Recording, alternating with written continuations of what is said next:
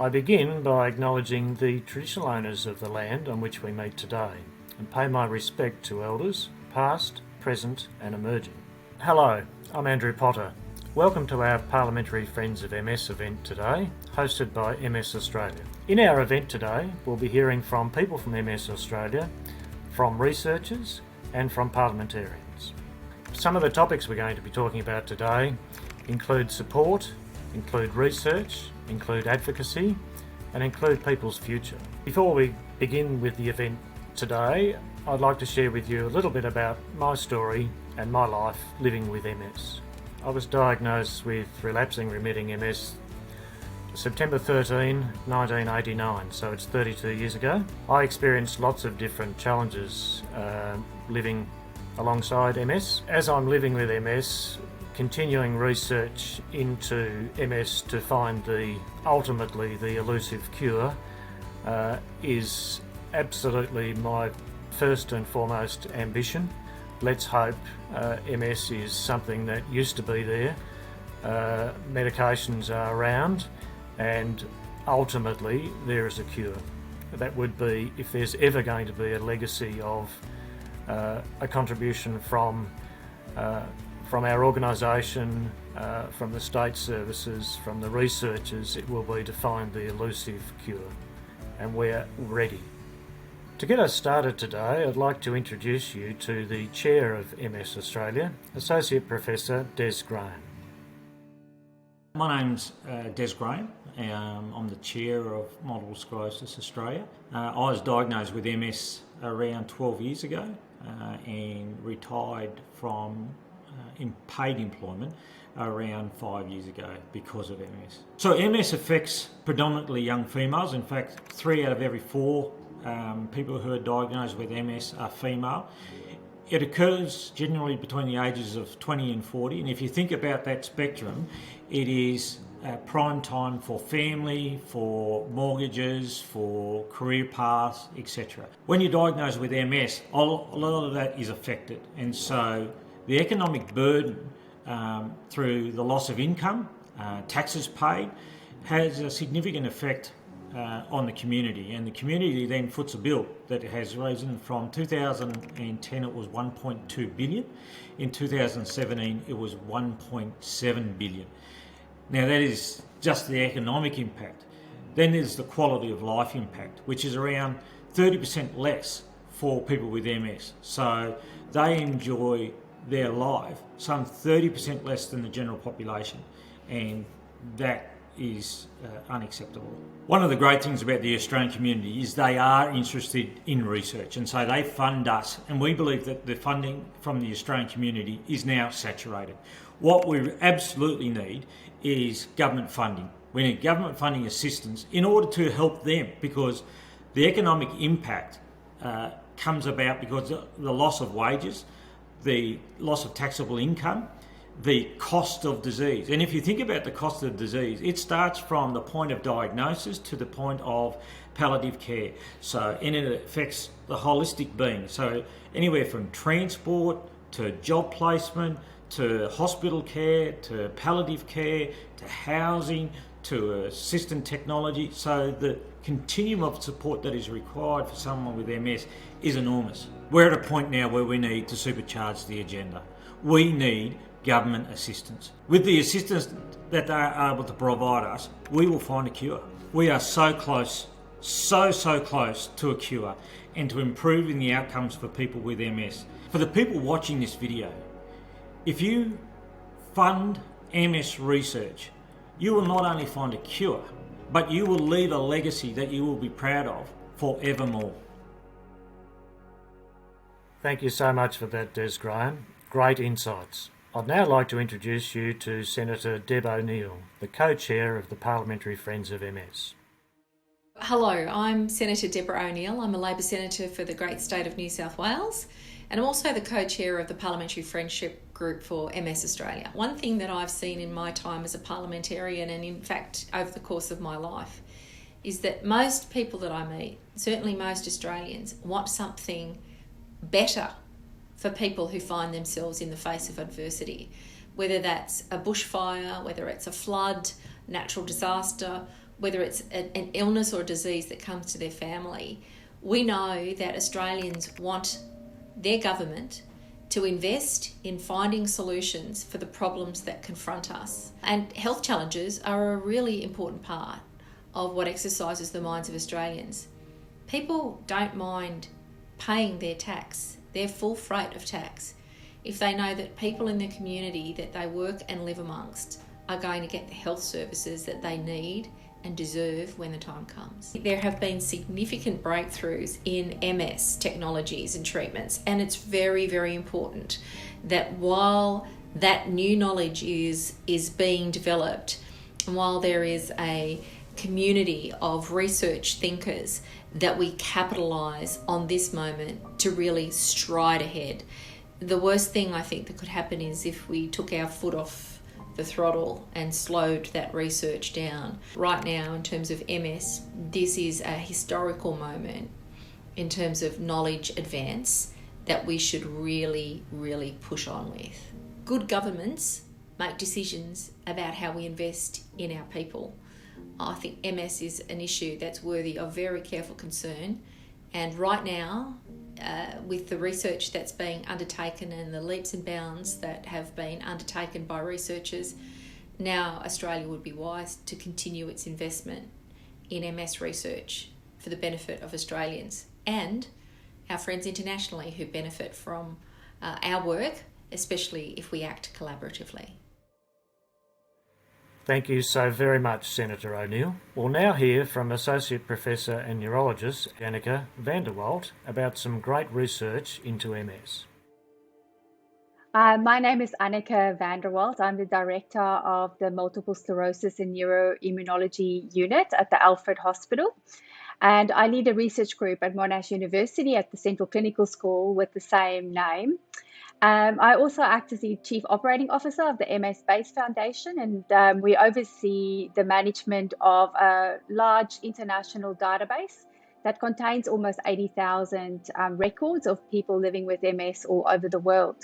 I can think of someone that I actually saw this week that I've been treating for many years. She's always had extreme numbness in her arms and legs and even in her face. For the first time this week, after almost 6 years on a very effective treatment, she told me that she suddenly has recovered some of the sensation in her arms, and she could actually feel her son touching her, which was, a really emotional thing for her. There's definitely so much innovation and excitement in the MS research field. So the people that I know that are researching multiple sclerosis and has made their lives out of this are just so passionate to try and find new ways to understand the biology of the disease, to understand how people's environment interacts with their multiple sclerosis and how it contributes to the way that people might experience the disease and how they might progress over time. We're constantly looking at that. We're also very interested, of course, in finding ways that the nervous system can repair itself. And there's a number of very exciting molecules that's been developed in the laboratory now that we can see can repair some of the cells that are involved in, causing the damage in multiple sclerosis. So getting all of those really exciting, research and into the clinic, that's where the next big challenge is. And that's where our focus really is at the moment, is to make sure that, research doesn't just stay on the shelf, it doesn't just stay on the laboratory, but that it finds its way to the actual person who's living with the disease. So there's certainly, a lot of new exciting things that I think we'll see in the next few years. I think we are getting closer to a cure for multiple sclerosis all the time. This might not be in the next year or two, but it's certainly on the cards in the next decade. The reason for that is that we're starting to understand the biology of multiple sclerosis so much better, and we're starting to understand what could be the triggering factor that tips someone into developing MS or not MS. And it could very well be that we could start preventing multiple sclerosis much better. and providing some education to the general public, for instance, to say, well, these are the things you have to do in your environment so that you decrease your risk of developing something like multiple sclerosis. But in terms of actually then curing someone that's already has multiple sclerosis, again, there's lots of progress being made. And I think the way that we'll see the new medications work that will target neurological repair could really then inform again the next step of getting something that will permanently fix the problem and switch off the mechanisms that cause the inflammation in the brain. So I think we are getting closer and closer, and it would be really surprising if we don't see, something like that in the next decade, I think. One of the key needs that we have to maintain and progress multiple sclerosis in Australia is funding for talented researchers. I have seen many talented researchers leave the field completely because of financial insecurity and the inability to secure highly competitive grants where only 1 in 10 people applying would be successful. And this has really been detrimental to research in general, but to MS research in particular. And I would really hope that we could provide researchers with more long-term financial security. I think if that is done, we will see an explosion of development because people will just be able to focus on doing the work rather than writing grant after grant. Supporting MS research has a very immediate effect on tens of thousands of people living with multiple sclerosis in Australia. The research into multiple sclerosis is at a point where a push in funding and a push in translation can make a huge and quite immediate impact on these people's lives. And I think that achieving these goals and achieving better treatments, better outcomes for people with MS is so close and in our reach that it doesn't require enormous amount of new infrastructure and new scientific development to push this over the line. So to me, this is an easy win for everybody. And I would certainly, think that it makes absolute sense to invest in multiple sclerosis research. Thank you so much, Annika. It's great to hear about the research that's happened, is happening, and is going to happen. Next up, I'd like to introduce you to Dr. Hamish Campbell, the Deputy Head of Research for MS Australia. I'm Dr. Hamish Campbell, and I'm the Deputy Head of Research at MS Australia. It's important for MS Australia to hear directly from the MS community. While we have people affected by MS at all levels of our organisation, right from the chairman of the board down to everyday staff, we really want to hear from our community because everybody experiences MS in a very different way, and nobody understands MS better than those living with the disease every day. This year, in 2021, we carried out what we called our Research Priorities Survey. And this is where we surveyed the MS community on what they thought our research priorities should be. And this included kind of areas of research that they thought were important, as well as things of what symptoms we should be focusing on. We also asked questions about advocacy and also strategy for our organisation to make sure that the MS community really have a role in deciding the direction of MS Australia, and we had an overwhelming response. We had 3,000 people respond to our survey. Of that, 1,544 were people with MS. The rest of them were either had a professional connection or carers or even family members of people with MS. Of those people with MS, we had different types of MS. We also had a wide range of ages, geographical location, both urban as well as rural and remote areas. And so we had a really representative sample of the Australian MS community.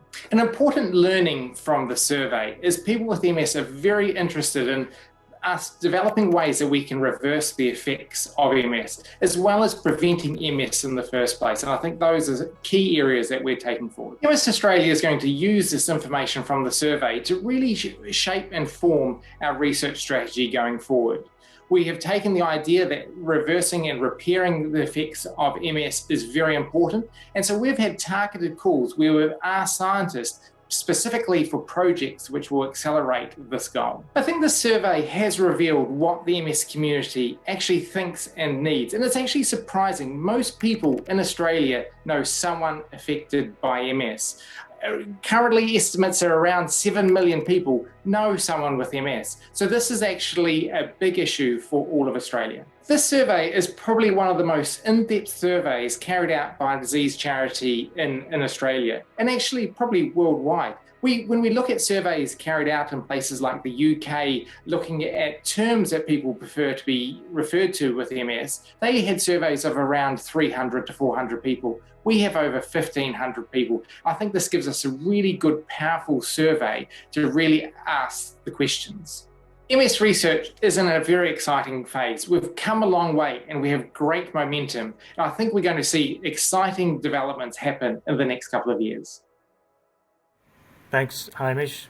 Great insights there from the MS community. Next, we'll hear from Senator Wendy Askew, the co-chair of the Parliamentary Friends of MS.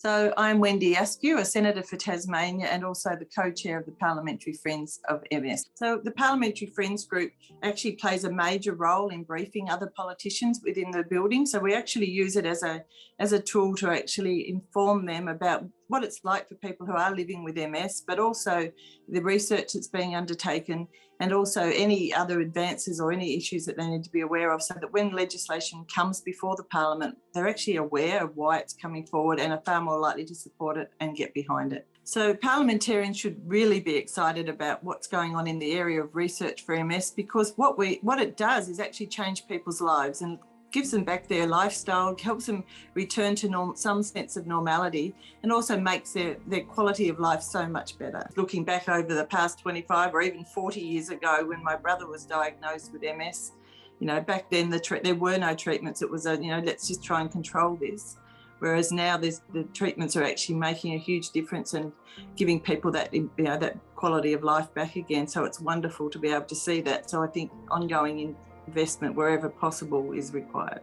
The advocacy that MS Australia does is vital because they're the spokesperson or spokespeople for anybody who lives with MS, and therefore they're able to speak to politicians, speak to anybody in the health world or areas of influence that actually make them aware of what's going on with people with MS. I think the key message to people with MS and the MS community in general is that we are aware. We are aware that there are needs in the community and that we are listening to their concerns. I think I just want to pass on my thanks personally to MS Australia for all the work that they do, for the fundraising they do, for the investment in research and for the actual advocacy they do to parliamentarians. It's a key part that they play in securing funding and making us aware of the needs in the community.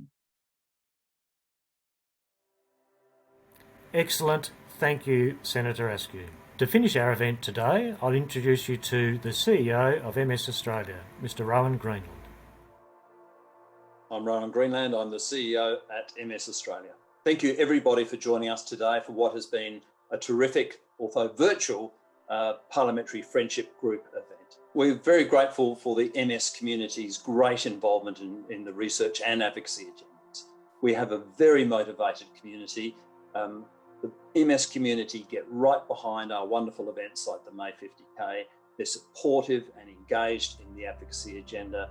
And so we really thank the MS community for being so vibrant, so energised, so active. And we look forward to working with them all in our 50th anniversary year, 2022. It will also be, of course, a federal election year. And so we hope that the voice of the MS community will be heard loud and clear in government and in opposition as we seek to gain greater traction and attention to the MS agenda going forward. Thank you everyone for joining us today. Please stay in touch. Please do it through our social media, our website, engage with us, send me an email. I look forward to working with you all in the year ahead. So fasten your seatbelts, hold on to your hats, and look forward to engaging with you all in 2022. I'd like to say a big thank you today to all the speakers for sharing your insight into the great research that's happening in MS. Today has been really insightful, encouraging, and provides much hope for us all living with MS. A special thank you today to all our speakers, most particularly including Associate Professor Annika Vanderwalt, Senator Wendy Askew, and Senator Deb ONeill. I'd encourage everyone today to continue to look at our website, our social media channels, and to ask any questions you might have. It's been great hearing from everybody today about why now is the time to supercharge the MS research agenda.